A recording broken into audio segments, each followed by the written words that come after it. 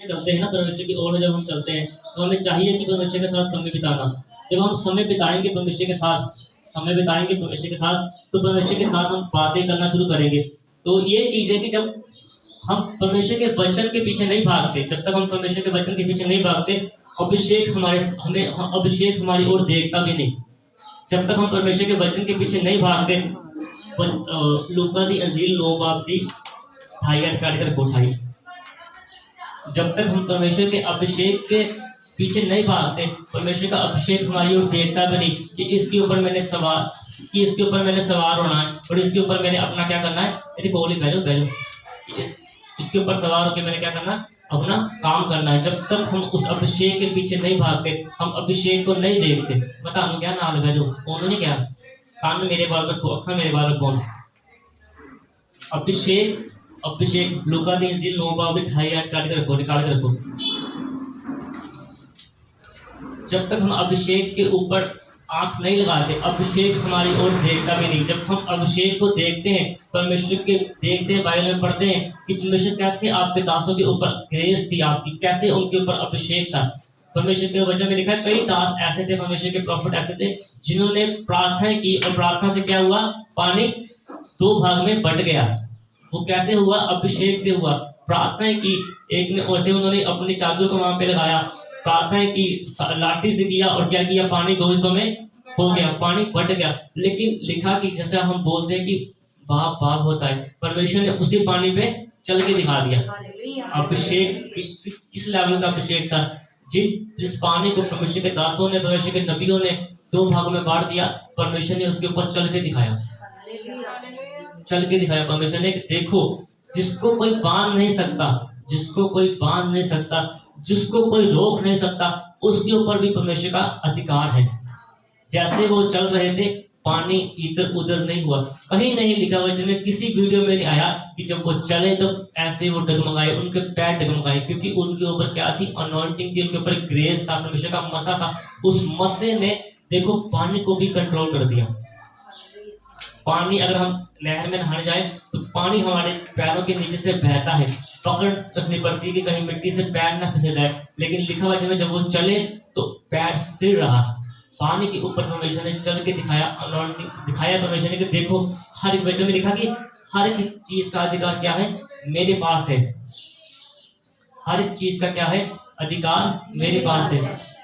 हर एक चीज का क्या है, अधिकार मेरे पास है। तो देखो हम वचन में चलेंगे, हम देखेंगे लूका की अंजील 9 बाब की 23 को पढ़ेंगे, क्या लिखा वहां पे। राहुल असाड़ा वचन पढ़ के आज बाइबल क्या है पास की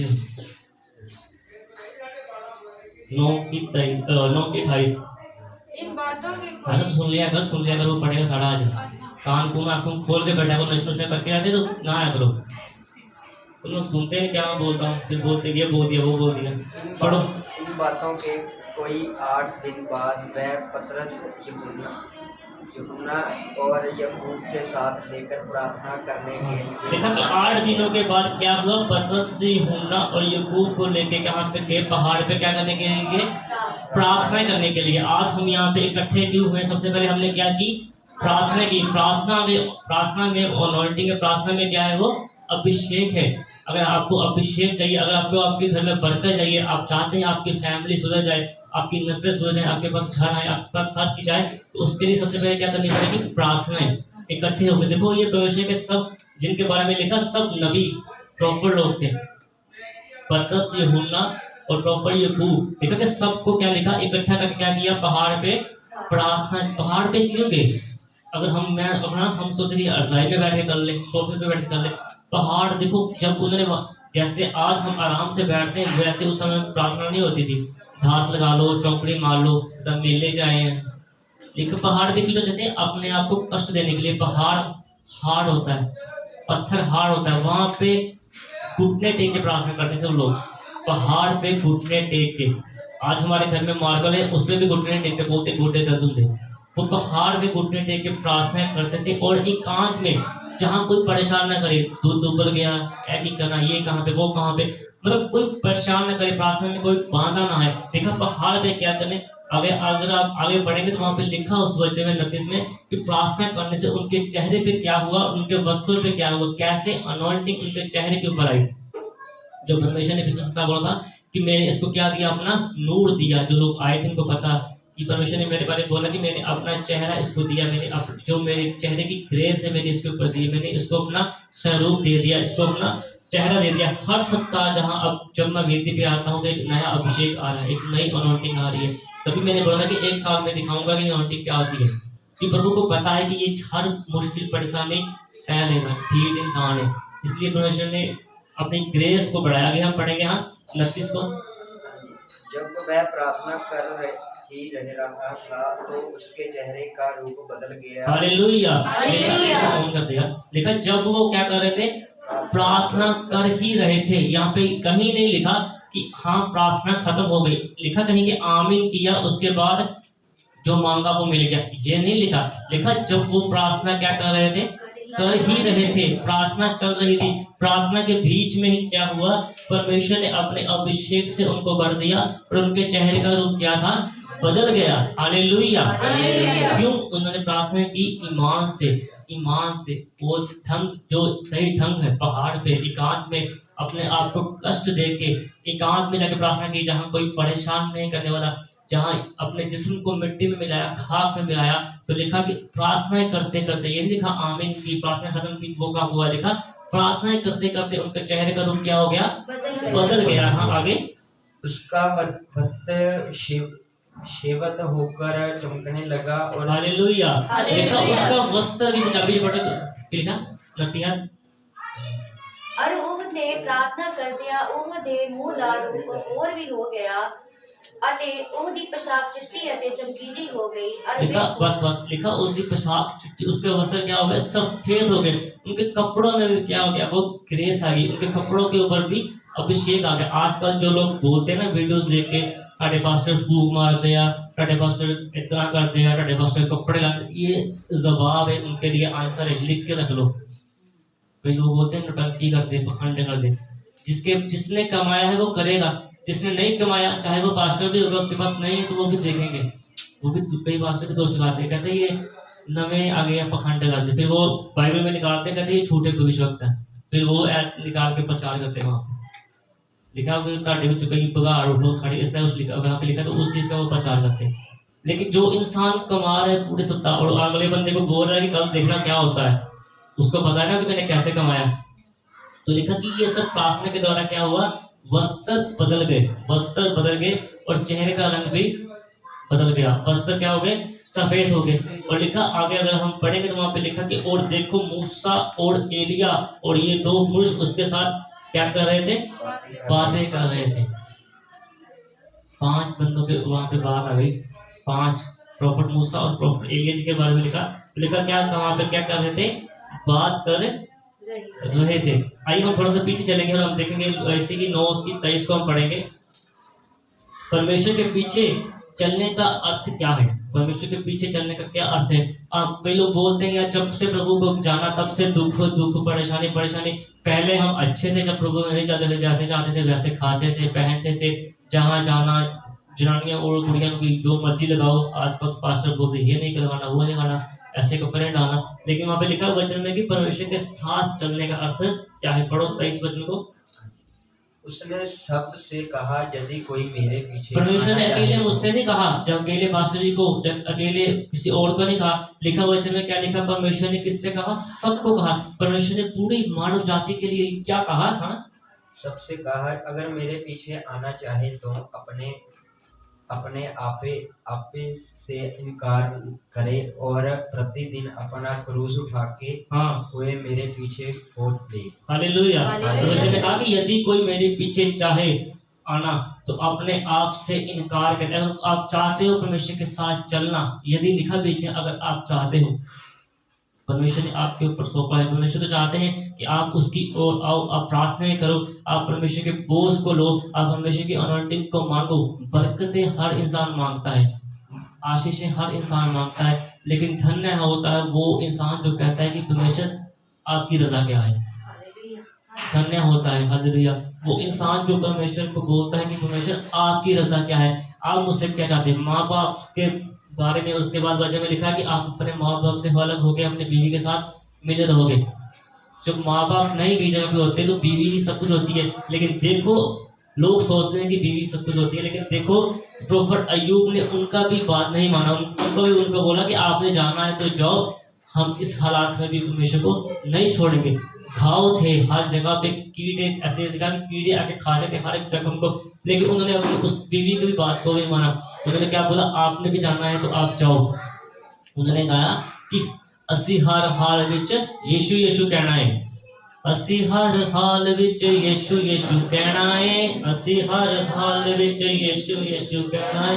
मंगदे ने जेड़े असी उन्हां को की लेना है, साडी सिद्धि यीशु नाल गल है, साडी सिद्धि यीशु नाल गल है। क्योंकि उनको पता था कि मेरी बात किसके साथ है, मेरा कनेक्शन किसके साथ है, परमेश्वर के साथ है। उनको पता था कि आज इतना दुख आ गया, सब कुछ चला जा रहा है, हर एक चीज जा रही है, मैं नीचे आ रहा हूँ, लेकिन उनको ईमान था, उनको विश्वास था कि मेरे परमेश्वर जो ऐसे हालात में मुझे देख रहे हैं, मैंने कभी गलत काम नहीं किया, मैंने प्रार्थनाएं करता रहा, हर समय परमेश्वर के साथ वफादार रहा। तो उनको पता था कि एक दिन परमेश्वर उसको क्या करेंगे, और ऊंचा करेंगे और बढ़ाएंगे। और बाइबल बताती है कि जितना कुछ खोया था शैतान ने, परमेश्वर ने उनको कई गुना क्या किया, वापिस कर दिया। अगर वो उस औरत की बात मान लेते, अगर वो उस औरत की बात मान लेते तो किसी और भड़काने में आ जाते, परमेश्वर को कोसते, तो आज जो चीजें इतिहास बन गई वो नहीं होती। उन्होंने उस चीज को सहा। थोड़ी सी कहीं मुश्किल घर में, दिल में परेशानी, ऐसी दुनिया है, ये दुनिया है रीति की चलती रहती आती है, तो हम क्या होता है, अपने रास्ते से भटक जाते हैं। हम चर्च संडे नहीं आते, समय पे नहीं आते, जो पास्टर प्रॉफिट लोग बोलते हैं दान दो, ये करो वो करो, वो नहीं करते।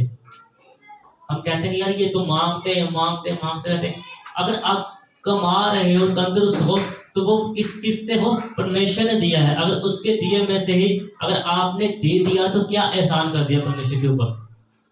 परमेश्वर के दिए, अगर आप तंदुरुस्त हो, तभी आप काम पे जा रहे हो, तभी आप रोज कमा रहे हो। अगर 10,000 कमा रहे हो, 1,000, 1,500, 2,000 परमेश्वर के लिए 10वां दे दिया तो कौन सा कोई बड़ा काम कर दिया।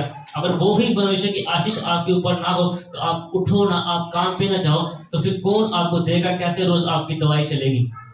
शुक्र है ना कि आप काम कर रहे, इसलिए कि आप देते हो तो परमेश्वर को क्या देते हो, सिर्फ अपने आंसू देते हो। परमेश्वर मेरे ये है, मुझे ये है, मुझे ये, प्रार्थना करते हो, गिड़गिड़ाते हो। लेकिन जब परमेश्वर आपके ऊपर अपने मसा को, अपनी आशीष को उंडेलते हो, तब आप क्या करते, तब आप देते नहीं परमेश्वर को। परमेश्वर के दिए में से अगर दे दिया तो क्या किया, कुछ भी नहीं किया, है ना। ये इसी चीज हाँ और लिखा कि अगर आप चलना चाहते तो अपने आप का, अपनी खुदी का क्या करना, इनकार करना, अपनी हर चाहत को मारना पड़ता। अगर इतनी अनौंटिक साथ में चलती है तो मुझे पता है कि रोज मैं अपनी कितनी ख्वाहिशों को मारता हूँ, कितनी अभिलाषा को अपनी रोज मारता हूँ, अपने मन को मारता हूँ। क्या मेरे जेब में पैसे नहीं है, मेरा दिल नहीं करता कि ये रस्म है या ये रुद है, इस रुद के फल को मैं खाऊं, इस चीज को मैं खाऊं, मेरे मुंह कि मेरे मुंह भी पानी आता है, लेकिन मैं सोचता हूँ उस अभिषेक के पीछे भागता हूँ कि जो अभिषेक किसी के पास ना हो, अनोल्ट के पीछे भागता हूँ कि जो अनोल्ट किसी के पास ना हो, जिससे परमेश्वर मुझे बढ़ा रहे हैं। परमेश्वर ने कहा कि मुंह से बोलेगा तो हो जाएगा। ये नहीं, हम प्रार्थना की निंदा नहीं करते, लेकिन जब इंसान बढ़ता है तो उसका अभिषेक इस लेवल का बढ़ जाता है, क्योंकि वो कंटिन्यू कई सालों से प्रार्थना कर रहा होता है। इसीलिए वो वरदान उसके ऊपर आता है कि मुंह मांगी आशीष बोलेगा तो हो जाएगा। प्रार्थना की निंदा नहीं कि हाँ जी प्रार्थना नहीं करनी पड़ेगी, ये कैसे हो जाएगा, ये कैसे प्रॉफिट आ गया, बोलेगा तो हो जाएगा। प्रार्थना कुछ भी नहीं, पूरी बाइबल भरी पढ़ के प्रार्थना करो। लेकिन अनोइंटिंग का लेवल बढ़ता है जब आप प्रार्थना करते हो तो परमेश्वर खुद आपके लिए क्या करते हैं, साक्षी देते हैं। ये चीज होती है, जैसे इंसान का रुतबा बढ़ता है, लेवल बढ़ता है, वैसे जब अभिषेक प्रार्थना करते हो तो अभिषेक का लेवल बढ़ता है, अभिषेक मसा का लेवल बढ़ता है। ये कभी जब तक आप जियोगे इसकी कोई सीमा नहीं है, ये बढ़ता ही जाएगा। इसकी कोई हद नहीं है, इसकी कोई बॉर्डर नहीं है, बॉर्डर का क्लोज कर ले तो खत्म हो जाएगा। वो कभी जब तक आप जियोगे, ये आपके अंदर भूख है, जितनी आप परमेश्वर के लिए भूख रखोगे, जितनी आप उस मसा के लिए भूख रखोगे, जितनी आप उस अनॉइंटिंग के लिए भूख रखोगे, परमेश्वर का अभिषेक आपके ऊपर क्या होगा, उड़ीला जाएगा, उड़ता रहेगा। आजकल के लोगों के दिमाग में है सीधी बात कर दो, प्रभु से सीधा मिल जाए। कहते पास्टर छोड़ो नहीं है तो गुस्से वाला बड़ा घर बैठ दुआ करांगे, खुदा हमें दे देगा। लेकिन देखो जितने लोगों ने अभिषेक को लिया अपने ऊपर, अभिषेक ट्रांसफर हुआ जब परमेश्वर से मसा को लिया, कैसे लिया? जो अगुआ दिया था।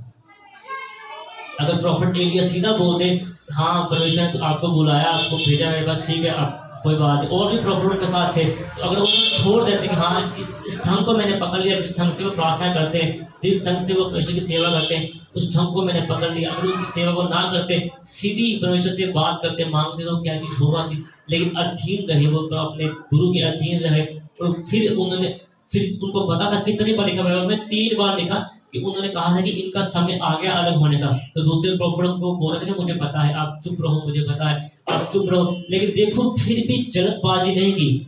आज जल्दबाजी, हमारे अंदर जल्दबाजी, जल्दी जल्दी जल्दी। तो परमेश्वर अभी प्रार्थना की अगले सप्ताह में ये काम कर दे, सुबह काम से निकले कि शाम को, लेकिन परमेश्वर शाम तक मेरे ऐसे काम हो रहे। कितने साल सेवा की, लेकिन मुंह से नहीं बोला कि जो अनॉइंटिंग, जो अभिषेक आपके ऊपर है वो मेरे ऊपर आ जाए। पहले प्रॉफिट एलिया ने बोला कि आप क्या चाहते हो, पहले उन्होंने बोला कि आपने इतने साथ मेरे साथ वफादारी की, मेरे पैर तक धोए, चप्पल तक मुझे पहनाई, अभी अलग होने का समय आ गया, तो अभी आप क्या चाहते हो? तो हम सीधा बोलते प्रभु मुझे ये चाहिए, आज चर्च में आए हो तो मुझे ये कर दो, मेरे बच्चों के लिए ये कर दो, मेरे लिए ये कर दो। मांगा नहीं, अलग होने का समय आ गया, पता था इतने साल वफादारी की। फिर उन्होंने बोला कि आपको क्या चाहिए, फिर उन्होंने मांगा, फिर तीर बिल्कुल सही तरीके से मारा कि जो कुछ है उससे दुगना चाहिए। अगर जो कुछ है वो ही मिल गया तो बोलेंगे उस्ताद है, शागिर्द था, वो तो आ ही गया, वो तो हो ही गया कहाँ सर, इतने साल सेव करेंगे, इतने साल वफादारी की। लेकिन क्या कहेंगे, वो जब लिखा कि जो मसा आपके ऊपर है उसका मुझे क्या चाहिए, दुगना भाग चाहिए। तो धन्यवाद हो परमेश्वर का। देखो एक इंसान एक कवाली को सुन के, अपनी बात करता हूँ, छाड़े में जाए, कवाली को सुन के कहाँ से लेकर कहाँ तक आ गया। जिस कवाली को सुना, जिस प्रॉफिट एलीशा और एलिया जी के बारे में सुना, आज परमेश्वर ने वो दर्जा दे दिया, आज वो परमेश्वर ने नाम दे दिया, है ना। तो अगर आप किसी चीज को धारण करोगे, हालेलुया, अगर आप किसी चीज को अपने दिमाग में रखोगे, जैसे मैं इंसान हूँ वैसे आप भी इंसान है, तो वो मसा किसी भी प्रॉफिट का, किसी भी पास्टर का, किसी भी अपोस्टल का जो आप बाइबल में पढ़ते हो, तो वो आपके ऊपर क्यों नहीं आएगा। मैं कहता हूँ अपना अभिमान नहीं करता, प्रभु माफ करे, मैं कहता हूँ धन्य है हम कि परमेश्वर हमारे बारे में बोलते हैं कि इसके ऊपर प्रॉफिट एलीशा का अभिषेक है। जिस चीज को सुना था उस चीज को दिमाग में रखा, आज उस मुकाम पे आ गए कि परमेश्वर ने खुद नाम दिया। उसके बाद परमेश्वर ने जो परछाई वाला अभिषेक दिया, तो परमेश्वर ने बोला कि मैंने इसको प्रॉफिट एलीशा से प्रॉफिट पतरस, शमौन पतरस बोली ना, लिखा कि जब वो चलते थे बीमार ऐसे पड़ लेते थे, तो वो चलते थे तो उनकी परछाई से बीमार उठ जाते थे। ऐसी अनॉइंटिंग थी प्रॉफिट पतरस के ऊपर। अब 300-350 का रिचार्ज तो कराते हो ना, देखो बाइबल यूट्यूब पे खोल कर देखो किस प्रॉफिट के ऊपर, किस पास्टर के ऊपर कैसी अनॉइंटिंग थी, कैसी ग्रेस थी। एक चीज को अपने दिमाग में रखो, मरने तक कुछ ना कुछ तो दिमाग में, दिल में आएगा ना। अगर मैंने इतने समय में करके अगर मैं यहाँ तक आ गया, तो आप भी यहाँ तक आ सकते हो, इतनी बड़ी बात नहीं है। लेकिन क्या है जो हम कह देंगे यीशु मसीह के पीछे चलने का, प्रभु यीशु मसीह जी के पीछे चलने का अर्थ क्या है, अपने आप को पहले मारना पड़ेगा, अपनी ख्वाहिशों को पहले मारना पड़ेगा, फिर परमेश्वर का आत्मा आपके ऊपर बैठता है, फिर परमेश्वर का मसा क्या होता है, आपके ऊपर चलता है। देखा कि अपने आप को वो मार लेगा। पढ़ो। क्योंकि जो कोई अपने प्राणों को बचाना चाहे वह उसे खोएगा। हालेलुया। आज हमें चिंता है जान की, जल्दी जल्दी कर लो, जल्दी जल्दी कर लो, मर जाएंगे, कल मर जाएंगे, परसों मर जाएंगे। लेकिन लिखा वचन में जो कोई अपने प्राणों को बचाना चाहता है वो क्या करेगा, उसे खोएगा, वो खो दिया जाएगा। इसीलिए जब हम शायद बड़ी देर में हम बोलते हैं कि अगर हम गुनाह करके ऐसे काम करते हैं तो बहुत सारे क्या लिखा हमारे बीच में से मर भी गए हैं, क्योंकि हम जब परमेश्वर के साथ हम मांस को खाते हैं, लहू को पीते हैं। लेकिन ये नहीं कि मुझे कोई गाना नहीं आता, 1.5-2 महीने से क्यों वो चीज़ बोल रहा हूँ कि वफादार बन जा तेरे वचन का। वफादार, ये शैटस किताबें पढ़ो, उसमें कितने वचन, कितनी आयतें हैं, एक भी आयत के साथ देखो आज तक वफादारी की है आपने, कमियां कहाँ हैं, किसी पास्टर में, किसी प्रॉफिट में, किसी परमेश्वर के दास में कमी नहीं, कमी हम में है। एक भी ऐड को पकड़ के देख लो कि ये वचन लिखा था, क्या मैंने 26 साल इस चर्च में आया, 25 साल इस चर्च में आया, क्या मैंने एक वचन के साथ भी वफादार रहा, क्या उस तकरीब में आप पूरे हो जो बाइबल में लिखा है, लिखा कि अपने आप का इनकार करो, लेकिन आपने कोई चर्च में फंक्शन हो, कोई भी कुछ भी हो, दान देने की बात हो, सबसे पहले हम अपने घर की सोचते हैं, सबसे पहले अपने घर की सोचते हैं, बाद में हम चर्च की सोचते हैं, पास्टर की बाद में सोचते हैं। हम ऐसा नहीं करते। इसलिए देखो, अब हमारे घर में चलाने वाले आदमी 3 है और हमारे घर में 4 गाड़ी है। 3 साल में अपनी पढ़ाई करता परमेश्वर ने 2 बाइकें दे दी, क्योंकि मांगते हैं परमेश्वर के लिए। तो अगर हम जवान है तो परमेश्वर को पता है कि किस चीज की जरूरत है, परमेश्वर वो देंगे, इंतजाम परमेश्वर करेंगे। लेकिन जैसे प्रभु जी की आत्मा ने भी बोला, पास्टर रहमत ने इस घर को लिया और किसके लिए बनाया? मेरे लिए। अब देखो, प्रभु उनके बारे में बोलते हैं कि घर को किसके लिए बनाया? अनिल की अखिल के लिए, आने वाली नस्लों के लिए नहीं प्रभु ने बोला, जालका नेहा के लिए नहीं बोला। प्रभु ने बोला किसके लिए घर को बनाया? मेरे लिए। डैडी जी कहते हैं कि जेडे एक बारी बूटा लग जाता है ना, वो उगता है, तो सारी जिंदगी जब वो चलता है ना बूटा पौधा, तो कोई ना कोई उसकी छांव लेता ही रहता है। जो छांव धूप में से इंसान बैठ के लेता है, तो वो आके वो क्या करता है? दुआ देता है, शीश देता है। कहने का मतलब कि जो भवन बन गया है, तो भवन कभी मिटता नहीं, भवन कभी बंद नहीं होता। कोई ना कोई यहाँ पे आगे जब प्रार्थना करेंगे, परमेश्वर उसको आशीष देंगे, तो क्या करेंगे? दुआएं देंगे, शीश से देंगे। लेकिन हम अपने घरों के बारे में 1-2 उसको बना रहे, उसको प्लस्तर करा लो, टैग लगा लो कि ये लोग आए मेरे घर में, रिश्तेदार मेरे रिश्तेदार आए तो बोले कितना अच्छा घर बनाया मेरी बहन ने, मेरे भाई ने कितना अच्छा घर बनाया। लेकिन जिस घर को परमेश्वर ने बनाया, वो तो अंदर से वो तो मैले का मैला ही है, उसमें तो गंदगी पड़ी हुई है, उसमें तो पाप है, उसमें तो पवित्रता ही है नहीं, उसमें तो जो वचन जो दिखाता है वो मिलता है नहीं। आगे 1 महीने के बाद हाथ ऐसे करेंगे, शायद बड़े दे दो। देखा कि अपने आप का इनकार कर, अपनी चाहतों का इनकार कर। अगर तू ऐसा नहीं करता तो अपने प्राणों को बचाएगा भी, लेकिन क्या होगा? तो अपने प्राणों को खो देगा।